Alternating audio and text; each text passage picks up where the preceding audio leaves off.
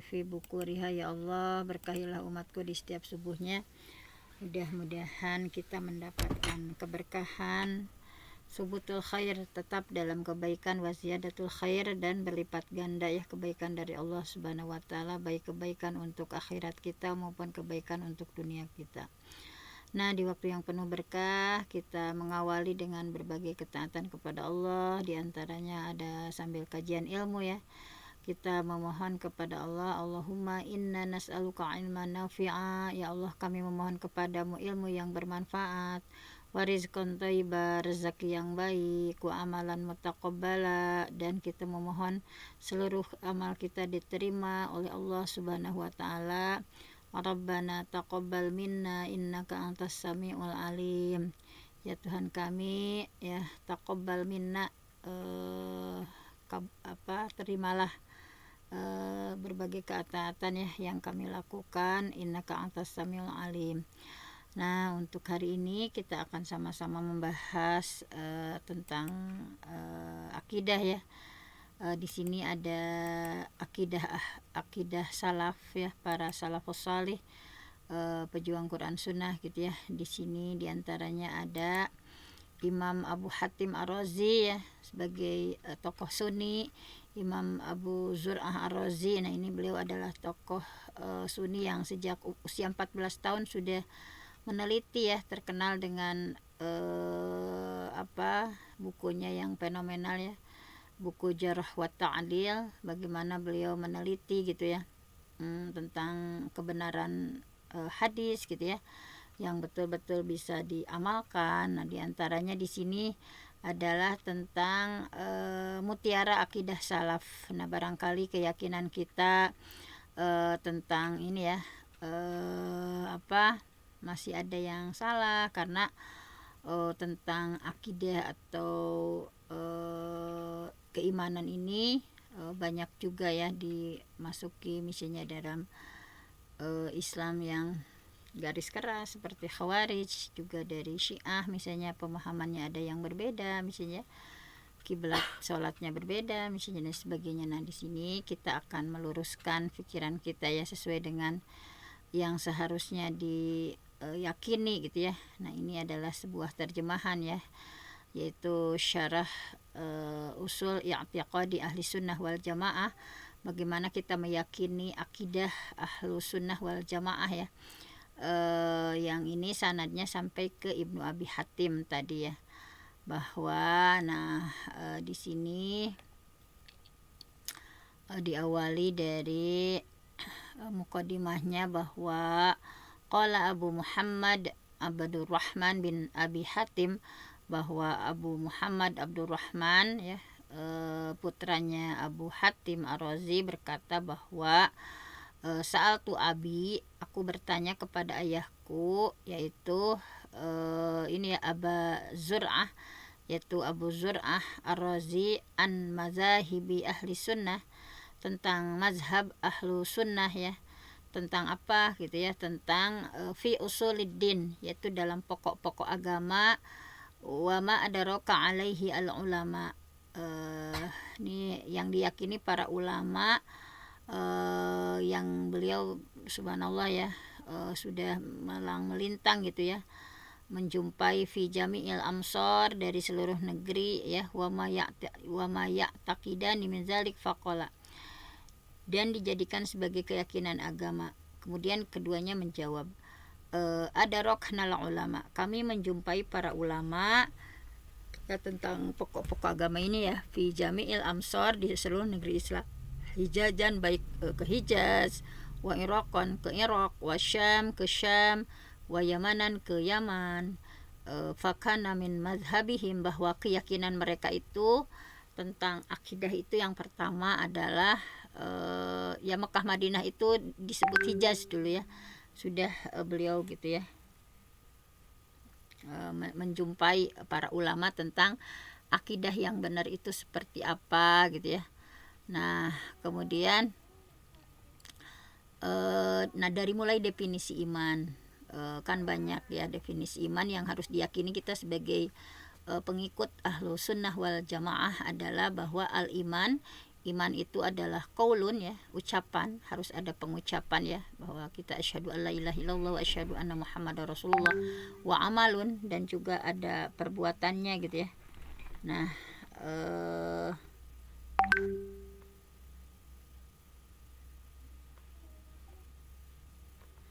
jadi qaulun wa amalun, bahwa keimanan itu adalah ada ucapan, ada perbuatan. Yazidu wa yankusu, bisa bertambah, bisa berkurang. Nah, itu harus menjadi keyakinan kita sebagai ahlus sunnah wal jamaah. Nah, kemudian bahwa tentang definisi Quran ya, karena misalnya kayak Mu'tazilah menyampaikan Quran itu adalah makhluk gitu ya.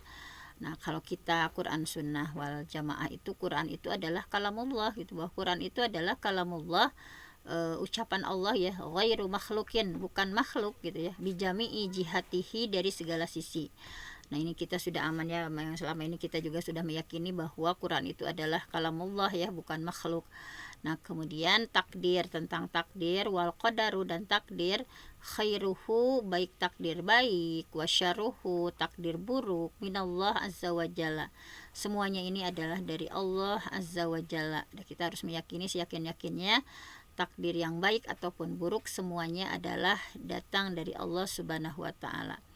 Kemudian definisi sahabat gitu ya, bahwa wa khairu hadhil ummah, orang terbaik dari umat Islam itu ba'da nabiha, setelah nabinya, alaihi salatu wassalam, yaitu setelah Nabi Muhammad SAW, Abu Bakar Siddiq, yaitu adalah Abu Bakar As-Siddiq ya, summa Umar bin Khattab, kemudian Umar bin Khattab, summa Utsman bin Affan, kemudian Utsman bin Affan, summa Ali bin Abi Thalib, kemudian Ali bin Abi Thalib alaihi wassalam, semoga keselamatan atas semuanya.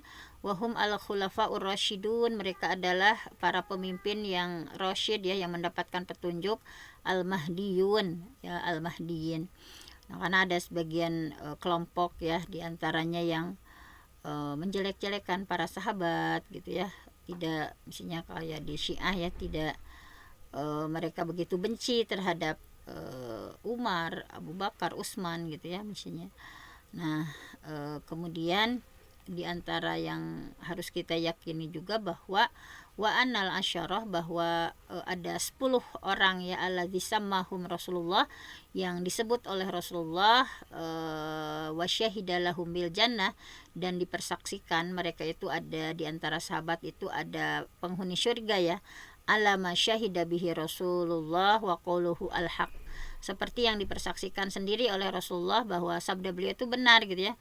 Nah, di sini di antara 10 orang yang masuk surga itu, yang dijamin sudah masuk surga itu, kata Rasulullah, yang pertama adalah Abu Bakar berada di surga, Umar berada di surga, Utsman berada di surga, Ali berada di surga, Talhah di surga, Zubair bin Awam ya di surga, Abdurrahman bin Auf di surga, Sa'ad di surga, Sa'id di surga, dan Abu Ubaidah bin Jarrah di surga. Nah, ini hadis sahih ya, bahwa kita sebagai ahlu sunnah wal jamaah harus meyakini bahwa mereka itu adalah penghuni surga gitu ya.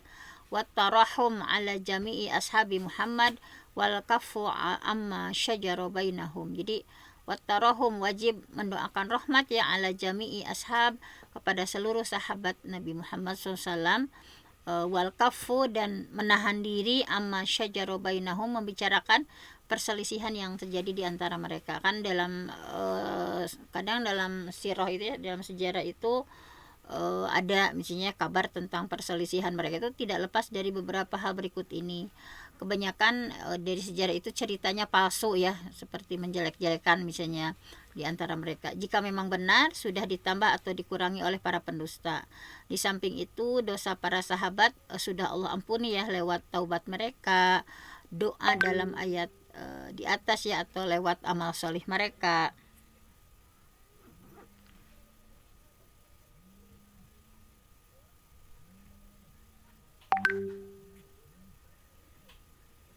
Aufa itu teman Aufa nelpon terus. Aufa itu teman nelpon terus, ibu lagi ngaji. Nah ini mohon maaf.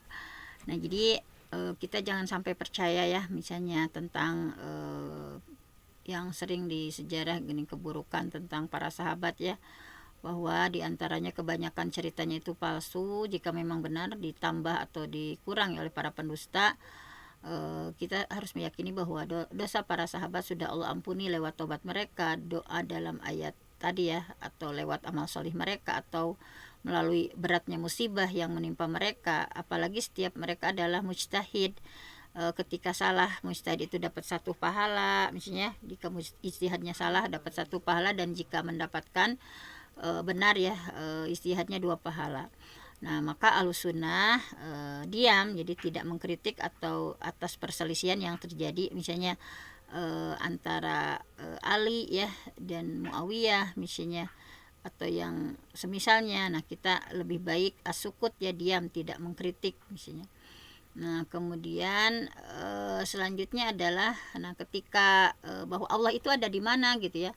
Nah, seringkali misalnya apalagi kalau di Indonesia Allah itu ada di mana-mana. Nah, tidak boleh kita mengatakan seperti itu ya, bahwa secara zat Allah itu tinggi di atas arasy. Jadi ketika kita mengajarkan kepada anak ya bahwa Allah itu tinggi di atas arasy, bahwa wa annallaha, meyakini bahwa Allah ala arsyihi, berada di atas arasy gitu ya, bainun, terpisah, min khalqihi, dari makhluknya, kama wasofa, sebagaimana dikabarkan ya nafsahu oleh Allah sendiri ya, fi kitabihi, dalam Al-Quran, wa ala lisani rasulih, dan lewat lisan rasulnya, bila kaifin, kita nggak boleh memikirkan hakikatnya misalnya bentuknya seperti apa dan sebagainya, nggak boleh. Ahata bikulli syai'in ilma, bahwa ilmu Allah itu meliputi segala sesuatu ya.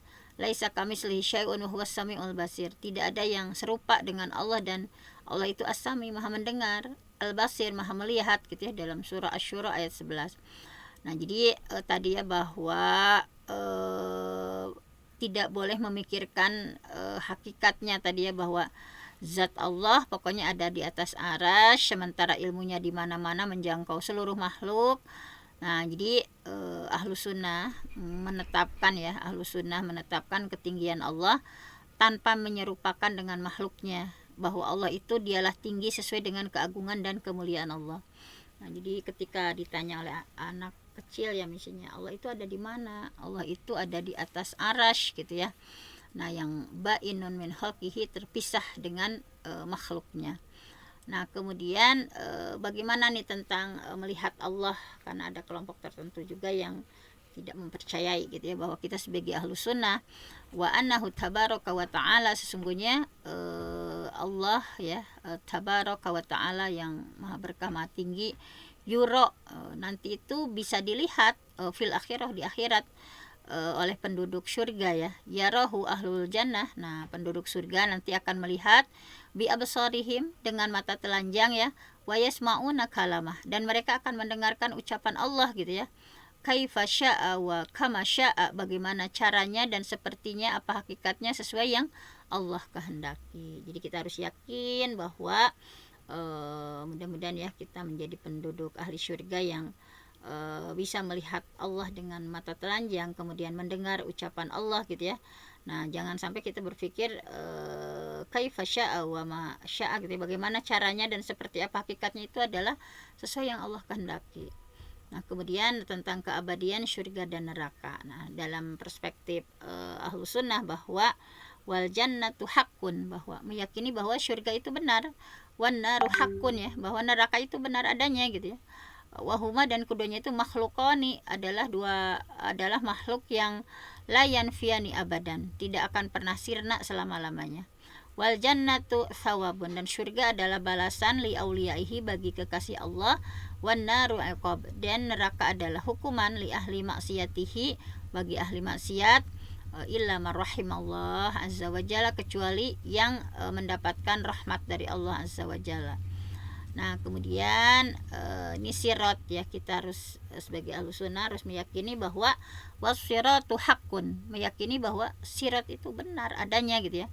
Nah, di sini sirat itu digambarkan, nama lain sirat itu al-jisru ya, atau al-matnu, yaitu sirat itu adalah sebuah jembatan yang dibentangkan di punggung ya, di punggung jahanam, Jadi sebuah jembatan yang dibentangkan, dibayangkan saja ya, di punggungnya jahanam ya, di belakang jahanam, bahwa tidaklah penghuni surga masuk surga kecuali pasti melewati dulu gitu ya. Jadi masing-masing dari kalian pasti melewati ya sirat itu, sebagai kepastian yang sudah ditetapkan Allah ya dalam surah Maryam ayat 71, bahwa sifat sirat itu sangat panjang gitu ya, lebih tipis daripada rambut, lebih tajam daripada pedang, miring ya, miring, licin, dan sisi kanan kirinya dikelilingi kail, seperti kail kita mau itu nangkap ikan ya, misalnya dibayangkannya, yang bisa mencabik-cabik setiap orang yang melewatinya. Jadi sebagai ahlu sunnah ya, kita harus mempercayai bahwa sirat itu benar adanya, yang dibentangkan di punggung jahanam ya, bahwa semuanya sebelum masuk surga juga akan melewatinya. Ini adalah suatu ketetapan yang sudah Allah putuskan ya, bahwa sifat sirat itu tadi ya, bayangkan panjang, kemudian lebih tipis daripada rambut, lebih tajam daripada pedang, kemudian miring ya, kemudian licin, sisi kanan kirinya dikelilingi dengan kail yang bisa mencabik-cabik setiap orang yang melewatinya gitu ya. Makanya nah ini ada doanya ya, misalnya yang Rabbana atmim lana nurana waghfir lana innaka ala kulli syai'in qadir. Ketika kita melewati sirat ya, karena ada yang ketika ada yang gelap gitu, ada yang bisa menerangi hanya untuk dirinya sendiri, bisa menerangi orang banyak gitu ya. Nah, mudah-mudahan di komunitas kita ini, di Rasihuna fil Ilmi ini, betul-betul ya ada misinya, diantaranya yang bisa menerangi orang-orang banyak gitu ya. Nah kemudian mizan. Nah, tentang mizan, perspektif ini ya, pengikut Quran Ahlus Sunnah ini adalah mizan itu hakun, meyakini bahwa timbangan itu benar adanya gitu ya. Lahu kifatani, punya dua daun timbangan gitu ya. Tuzanu fihi a'malul ibad hasanuha, menimbang amal hamba amal baik, wasayyi'uha, dan amal buruk. Hakun, bahwa ini adalah sesuatu yang benar adanya, bahwa kita harus meyakini mizan itu ada gitu ya, karena ada kelompok tertentu yang tidak meyakini. Nah kemudian haud. Nah tentang haud, wal haudul mukharam bihi nabiyuna sallallahu hakun, meyakini bahwa telaga ya, haud yang diberikan kepada nabi kita SAW sebagai penghormatan, adalah benar-benar adanya haud itu ya. Mudah-mudahan kita nanti bisa merasakan ya haud, telaga yang diberikan kepada nabi ya sebagai penghormatan. Ini adalah betul-betul adanya. Kemudian mengenai syafaat, wasyafa'atu hakun, meyakini bahwa syafaat itu benar gitu, akan ada gitu ya. Nah di sini syafaat itu apa? Syafaat itu adalah permohonan dari pihak ketiga ya kepada Allah ya, agar mengeluarkan orang dari neraka gitu.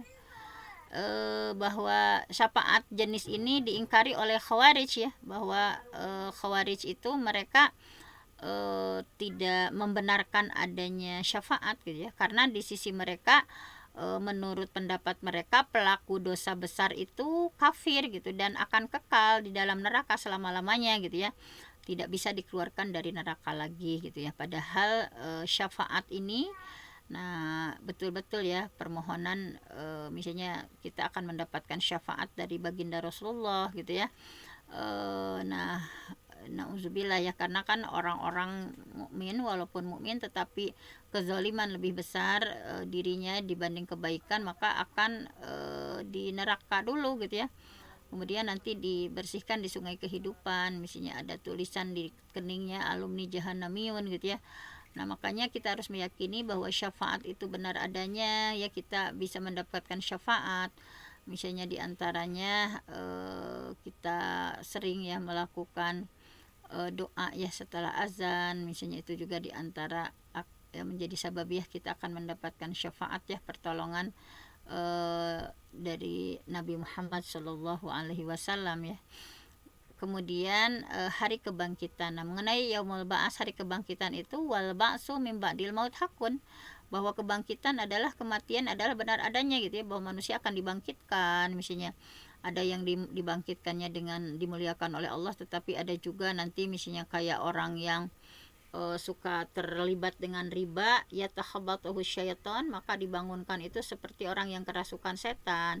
ada yang dibangunkan itu wajahnya keledai ya, kemudian ada yang dibangunkan seperti semut ya, orang-orang yang sombong misalnya dibangunkan seperti semut yang terinjak-injak oleh orang lain. Nah, ini adalah hakun gitu ya. Kemudian bagaimana status pelaku dosa besar? Kan tadi kalau Khawarij itu pokoknya status pelaku dosa besar itu kekal di dalam neraka selama-lamanya. Bagaimana perspektif Ahlus Sunnah ya tentang pelaku dosa besar? Wa ahlul kabair meyakini bahwa pelaku dosa besar fi masyiatillah adalah di bawah kehendak Allah. Wala nukaffiru ahlal kiblah, kami tidak mengkafirkan ahli kiblat bizunubihim karena dosanya, wa nakhilu asrarahum ilallah, dan kami serahkan rahasia mereka kepada Allah gitu ya. Tidak seperti orang-orang Khawarij tadi yang secara tegas bahwa pelaku dosa besar itu akan di dalam neraka selama-lamanya. Tetapi untuk manhaj ini ya, manhajnya Quran Sunnah atau manhajnya ini, bahwa yang harus diyakini itu bahwa pelaku dosa besar itu pokoknya di bawah kehendak Allah.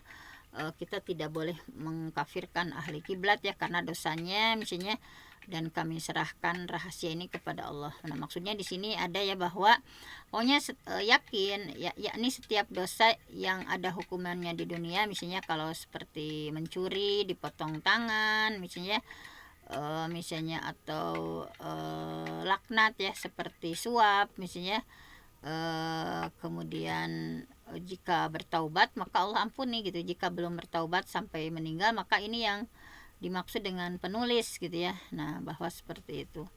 Nah, jadi pokoknya harus yakin setiap dosa yang ada hukumannya di dunia, misalnya seperti mencuri dipotong tangan, berzina atau laknat seperti suap, jika bertaubat maka Allah ampuni gitu ya. Karena seluruh dosa manusia akan diampuni kecuali musyrik gitu ya. Tapi misalnya ketika keburu meninggal belum taubat, maka ini yang dimaksud dengan penulis tadi ya, bahwa tadi bahwa kami serahkan rahasia mereka kepada Allah. Nah, yakni kaum muslimin mereka kenapa tadi disebut ahli kiblat? Ada yang berpendapat misalnya umat muslim itu disebut ahli kiblat karena muslim itu jika sholat menghadapnya ke kiblat. Ada juga yang berpendapat untuk membedakan dengan Syiah Rafidhah ya, yang sholatnya itu Syiah Rafidhah itu menghadap kuburan Husain ya, bukan ke Ka'bah. Nah, sebagaimana kita tahu bahwa para Syiah Rafidhah itu sholatnya itu menghadap kuburannya Husain ya, bukan menghadap ke Ka'bah. Nah, sehingga seperti itu. Nah, kemudian di sini penulis menyampaikan bahwa kami tidak tahu apakah Islam mereka itu karena Allah apa tidak, apakah amal solih mereka dikerjakan karena Allah atau tidak ya, kenapa dirahasiakan. Maka kami hanya menghukumi dia itu muslim sebagaimana yang terlihat dohirnya. Adapun isi hatinya kami serahkan kepada Allah karena hanya Allah yang tahu isi hati mereka. Nah, ini jadi seperti itu ya. Jadi pelaku dosa besar adalah di bawah kehendak Allah, tidak mengkafirkan orang muslim ya, tidak sampai takfir menganggap dia kafir, karena ada kelompok tertentu tadi seperti Khawarij kan sangat mudah mengkafirkan gitu ya. Dan kita sebagai ahlu sunnah harus menyerahkan rahasia mereka kepada Allah karena kita tidak tahu gitu ya, hanya Allah yang tahu isi hati mereka. Jangan mudah untuk takfir mengkafirkan orang lain. Kemudian tentang ulil amri, bahwa wanuqimu, dan kami wanuqimu fardal jihad, kami melaksanakan kewajiban jihad, wal haji, dan haji, ma'a a'immatil muslimin, bersama para pemimpin orang muslim, fi kulli dahrin wa zamanin, berlaku selama-lamanya. Wala narol khuruj, dan kami tidak meyakini bolehnya keluar alal a'immah untuk memberontak para pemimpin, walal kital fil fitnah, dan kami tidak pula ikut saling memerangi kaum muslimin di masa fitnah. Wanasma'u, pokoknya kami dengar, wanuti'u, kami taat, uliman wallahullah, kepada siapa saja yang diangkat Allah amrona ya untuk mengurusi kami. Wala nanzi'u yadan min ta'ah, kami tidak menarik tangan dari kepatuhan. Wanatabi'u sunnah wal jamaah, kami mengikuti sunnah sekaligus jamaah kaum muslimin beserta pemimpinnya. Wanajtanibu syudud, dan kami menarik tangan dari kepatuhan ya, wal khilaf wal furqah. Jadi kami menghindar dari keganjilan, wal khilaf perselisihan, wal furqah dan perpecahan. Nah, di sini bahwa akidah ini untuk membantah ya kaum Khawarij, yang orang Khawarij itu boleh gitu memberontak kepada pemimpin yang zalim. Nah, ini sekarang juga banyak ya Islam-Islam yang garis keras seperti ini gitu ya. Nah, ini kalau Khawarij itu kan Islam garis keras yang boleh memberontak kepada pemimpin yang zalim gitu ya, bahwa mereka meyakini bahwa tidak sah sholat di belakang mereka, dan tidak juga hajinya sah dan jihad gitu. Nah, ini bahwa kalau kita sebagai pengikut Ahlus Sunnah, bahwa kita melaksanakan kewajiban jihad haji bersama para pemimpin umat Islam ya, dan berlaku selama-lamanya, bahwa tidak boleh bahwa meyakini kami tidak meyakini bolehnya keluar memberontak para pemimpin. Nah, jadi Ahlus Sunnah itu tidak meyakini bahwa boleh memberontak kepada pemimpin, tidak juga ikut memerangi ya di masa fitnah, bahwa prinsip dari Ahlus Sunnah itu kami dengar, kami patuh kepada siapa saja yang diangkat Allah untuk mengurusi urusan kami. Kami tidak menarik tangan dari kepatuhan, kami mengikuti sunnah sekaligus jamaah ya kaum muslimin bersama pemimpinnya, menghindar keganjilan, perselisihan dan perpecahan. Nah, jadi tadi ya bahwa untuk membantah kelompok Khawarij yang mereka membolehkan memberontak pemimpin zalim, mereka beryakin bahwa tidak sah sholat di belakang mereka dan tidak juga haji dan jihad. Wa anal jihad wa anal jihad madin mundu ba'asallah nabiyahu alaihi salatu wassalam ila qiyamis sa'ah ma'a ulil amri min a'immatil muslimin la yubtiluhu syai' wal hajju kadzalika wa daf'us sadaqat min sawaim ila ulil amri min a'immatil muslimin. Jadi jihad bersama para pemimpin kaum muslimin tetap berlaku ya semenjak Allah mengutus nabi sampai hari kiamat, tidak ada apapun yang membatalkannya. Begitu juga haji, membayar zakat kepada ulil amri dan para pemimpin umat muslim. Nah, kemudian bagaimana masalah klaim beriman gitu ya, bahwa wan nasu muammanun, manusia adalah dianggap beriman, fi ahkamihim dalam hukum, wa mawarisihim dalam warisan, walana dari mahum indallah, bahwa kami tidak tahu hakikat mereka di sisi Allah ya. Faman qala, siapa yang mengatakan bahwa innahu mu'min, bahwa dirinya mukmin, hakon secara hakiki, fahuwa mubtadi, maka ia mubtadi, pelaku bid'ah. Wa man qala, dan siapa yang mengatakan bahwa huwa mu'min indallah fahuwa minal kazibin, siapa yang mengatakan bahwa dirinya mukmin di sisi Allah, maka ia termasuk pendusta. Siapa yang mengatakan bahwa dirinya mukmin kepada Allah dengan hakiki, maka ia benar. Man qala huwa mu'min billahi haqqan fahuwa musibun, maka dia adalah benar. Jadi manusia dianggap beriman dalam hukum dan warisan, dan kami tidak tahu hakikat mereka di sisi Allah ya. Siapa yang mengatakan bahwa dirinya mukmin secara hakiki, maka ia mubtadi, misalnya bisa jadi dia pelaku bid'ah. Siapa yang mengatakan bahwa dirinya mukmin di sisi Allah, maka ia termasuk para pendusta. Jadi siapa yang mengatakan bahwa dirinya mukmin kepada Allah dengan hakiki, maka fahuwa musibun, maka dia benar. Nah, jadi maksudnya jika seseorang muslim, misalnya di negara muslim ya, dan mengerjakan sholat, maka ia dianggap orang beriman kepada Allah Rasulnya, serta berlaku hak dan kewajiban, ia dihukumi muslim mukmin ya, dan hartanya diwarisi oleh ahli warisnya dari kalangan muslim. Nah, karena hal itu klaim atas nama Allah dan muncul dari kesombongan, tidak ada yang menilai keimanan kecuali Allah. Nah, ini sama dengan sebelumnya ya, ini penjelasan dari apa yang dikatakan tadi. Kemudian kesesatan selain Ahlus Sunnah wal Murji'ah. Nah, kelompok Murji'ah itu al-mubtadi'ah dullalun. Murji'ah yang sang pelaku bid'ah adalah sesat. Nah, kita harus meyakini bahwa kan ada Murji'ah itu kelompok yang roja ya, berharap bahwa misalnya orang yang melakukan dosa besar itu mereka itu diampuni oleh Allah gitu ya. Jadi kan ada kelompok Murji'ah, ada Khawarij, ada Mu'tazilah gitu ya. di antara kesesatan mereka itu seperti itu, bahwa mereka itu dianggap pelaku bid'ah ya. Kita sebagai Quran Sunnah, nah tidak boleh meyakini. Jadi nggak apa-apa misalnya mereka maya bilang nanti misalnya akan teh melakukan apa riba kah misalnya, atau berzinah-kah. Nah mereka itu menganggap itu, jadi mengentengkan gitu ya, bahwa hal itu dilakukan oleh seorang muslim gitu ya.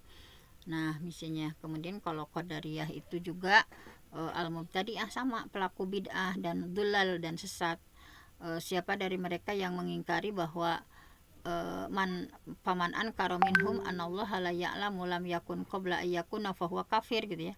Siapa dari mereka yang mengingkari bahwa Allah tidak tahu apa yang belum terjadi sebelum terjadi, maka ia adalah kafir. Nah jadi wa annal jahmiyah kufar, adapun jahmiyah adalah kafir.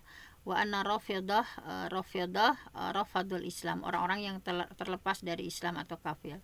Wal khawarij murraq, adalah orang yang melesat di agama. Nah ini harus kita pahami ya, misalnya jangan sampai kita terjebak dengan murji'ah misalnya. Murji'ah itu adalah pelaku bid'ah dan dolal sesat. Qadariyah juga sama ya.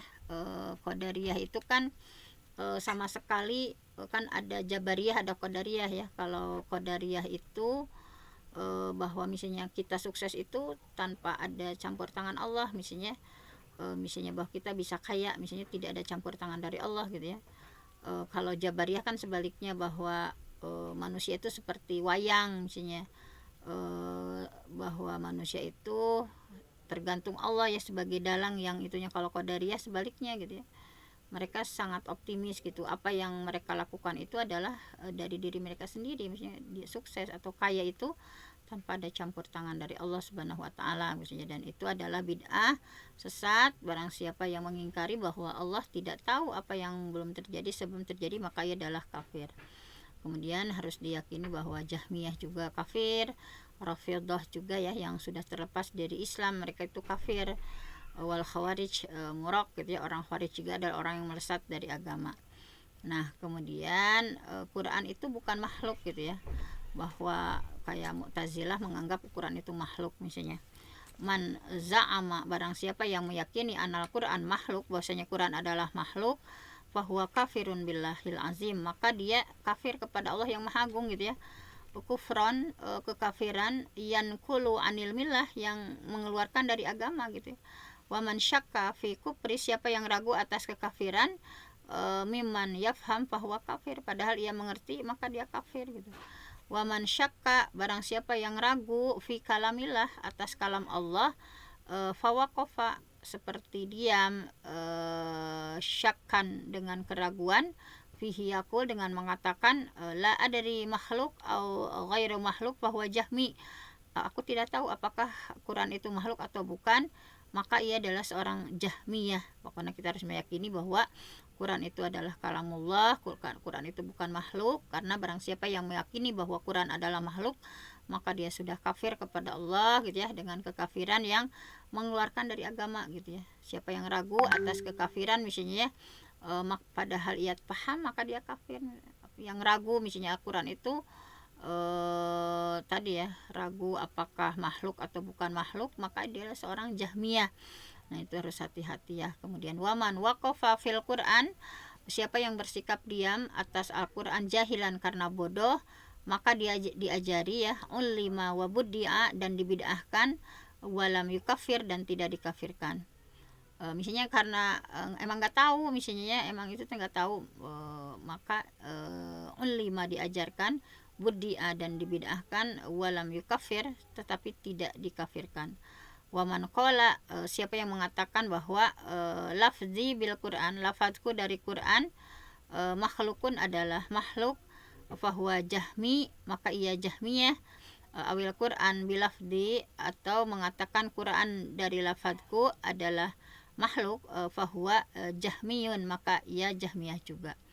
Nah, kemudian julukan jelek ahli bid'ah ya kepada ahli sunnah. Qala Abu Muhammad berkata bahwa sami itu abi yaqul, aku mendengar ayahku Abu Hatim Ar-Razi berkata, wa alamatu ahli bid'ah, tanda ahli bid'ah itu adalah al-waqi'ah fi ahli asar, adalah merendahkan ahli asar. Nah, ahli asar ini ya, jadi justru mereka itu, para ahli bid'ah itu senantiasa merendahkan ahli asar ya. Ya, jadi ini bid'ah itu adalah perkara baru dalam agama yang enggak ada diajarkan Nabi gitu ya. Bid'ah itu ada yang berkaitan dengan praktik ibadah, misalnya ada juga yang berkaitan dengan etikod, misalnya bagaimana bid'ahnya orang-orang Khawarij, bid'ahnya orang Syiah, Jahmiyah, Qadariyah, dan bid'ah ini yang dimaksud penulis rahimahullah. Cara mereka merendahkan Ahlus Sunnah itu dengan julukan rendahan, misalnya persis seperti perilaku Abu Jahal dan kawan-kawannya ketika menjuluki Nabi ya, orang gila, dukun, pendusta, atau tukang syair ya, syair, kazab, kahin gitu ya, majnun, disebut seperti itu. Nah, kemudian wa alamatuz, dan tanda orang zindik. Orang zindik itu ini ya, bahwa orang munafik yang menampakkan kekufurannya dan permusuhannya kepada Ahlus Sunnah, ini disebut zindik. Jadi munafik menampakkan kekufuran dan permusuhan kepada Ahlus Sunnah disebut zindik. Jamaknya zanadiqah. Mereka adalah orang munafik yang pura-pura beragama Islam padahal benci syariat Islam dan lebih suka memperturutkan nafsunya dengan dalam beragama ya, sehingga nama lain mereka adalah ahlul ahwa, yang mengikuti hawa nafsu. Nah, jadi wa alamatu zanadiqah, tanda orang zindik itu tasmiyatahum, menjuluki ahli sunnah dengan hasywiyah, yuriduna ibtal al-asar, dengan tujuan membatalkan asar-asar. Wa alamatu jahmiyah tasmiyatum ahlus sunnah musyabbihah, gitu. Tanda orang Jahmiyah adalah menjuluki ahlus sunnah dengan musyabbihah itu meyakini yakni menyerupakan sifat Allah dengan makhluk, padahal menetapkan tidak harus menyamakan. Misalnya mengatakan si Ahmad memiliki mata dan kucing memiliki mata, sama-sama mata. Nah, tetapi beda hakikatnya, ukurannya, kekuatannya, jangkauannya, semisalnya ya. Ini kekeliruan Jahmiyah dalam menuduh. Nah, kemudian artinya tadi ya, kaum pinggiran itu yang 19 itu tadi, bahwa haswiyah itu adalah orang pinggiran karena tidak mengerti hakikat agama dengan baik menurut tuduhan mereka. Yang pertama ucapan ini adalah Amr bin Ubaid, Abdullah bin Umar, seorang Hashwi, adalah seorang pinggiran. Nah, jadi intinya seperti itu. Kemudian wa alamatul qadariyah, tanda orang qadariyah tasmiyatahum ahlus asar, yaitu dengan mujabbirah. Mereka menyebut ahlul asar itu dengan mujabbirah. Ya, mujabbirah itu, nah, yakni kaum yang meyakini bahwa perbuatan itu karena dipaksa Allah gitu ya. Jadi qadariyah itu tadi gitu, bahwa kaum yang meyakini perbuatan buruk itu karena dipaksa Allah, padahal Ahlus Sunnah hanya menetapkan takdir buruk sekaligus menetapkan Allah itu tidak pernah memaksa orang berbuat keburukan, dan manusia itu punya pilihan ya, khiyar. Dan jika telah terjadi maka terjadi atas takdir Allah. Ini kekeliruan kaum qadariyah yang menuduh bahwa mereka itu meyakini perbuatan buruk itu, misalnya seseorang menjadi penjahat, seorang mencuri, itu karena dipaksa Allah gitu ya. Nah, kalau Ahlus Sunnah mah, kita sebagai Ahlus Sunnah hanya menetapkan takdir buruk sekaligus menetapkan Allah tidak pernah memaksa orang berbuat keburukan, dan manusia memiliki akal pikiran ya, yang bisa khiyar, memilih. Dan jika hal itu terjadi maka terjadinya atas takdir Allah ya. Ini kekeliruan kaum qadariyah dalam menuduh. Wa alamatul murji'ah, dan tanda orang murji'ah adalah tasmiyatuhum ahlus sunnah, menjuluki ahlus sunnah mukhalifan, mereka yang mukhalifan, wa nuqsaniyan, dan nuqsaniyah. Nah, jadi wa alamatu rafidah, tanda orang rafidah adalah tasmiyatuhum ahlus sunnah nasibah, menjuluki ahlus sunnah dengan nasibah. Nasibah itu adalah kaum yang membenci ahlul bait, padahal ahlus sunnah sangat mencintai ahlul bait ya, tapi tidak mengkultuskan Ali gitu ya. Kita semua sebagai ahlus sunnah begitu mencintai ahlul bait ya, keluarga Nabi gitu ya, tapi tidak mengkultuskan hanya Ali bin Abi Thalib misalnya, seperti itu. wala yalhaqu ahlu sunnah, padahal ahlu sunnah itu tidak punya nama kecuali satu saja gitu ya. Wa yastahilu an tajma'ahum hadhil asma. Nah, tidak seperti yang disematkan oleh mereka. Nah, sikap atas kebidahan dan pelakunya. Qala Abu Muhammad.